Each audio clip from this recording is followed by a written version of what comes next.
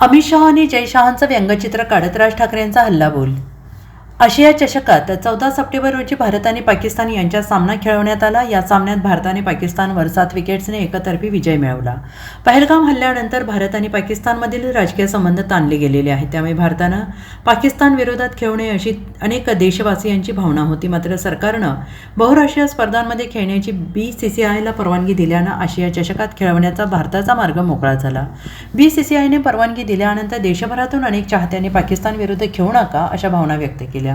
देशभरातून विविध प्रतिक्रिया येत आहेत आणि याच दरम्यान भारत-पाक क्रिकेट सामन्यावरून मनसे प्रमुख राज ठाकरे यांनी देखील हल्लाबोल केला आहे. राज ठाकरेंकडून व्यंगचित्र काढत BCCI आणि ICCवर टीका करण्यात आलेली आहे. राज ठाकरेंनी जय शहा आणि अमित शहा यांचे प्रतिकात्मक व्यंगचित्र काढल्याचं दिसून येत आहे. यामध्ये अरे बाबांनो उठा, आपण जिंकलो, पाकिस्तानी हरले असं म्हणत नक्की कोण जिंकलं आणि कोण हरलं असा सवाल उपस्थित केला जातो आहे. राज ठाकरेंनी पहलगाम हल्ला आणि भारत-पाकिस्तान क्रिकेट सामन्यावर व्यंगचित्रातून ICC आणि गृह मंत्रालयावर भाष्य करण्यात आलेलं आहे.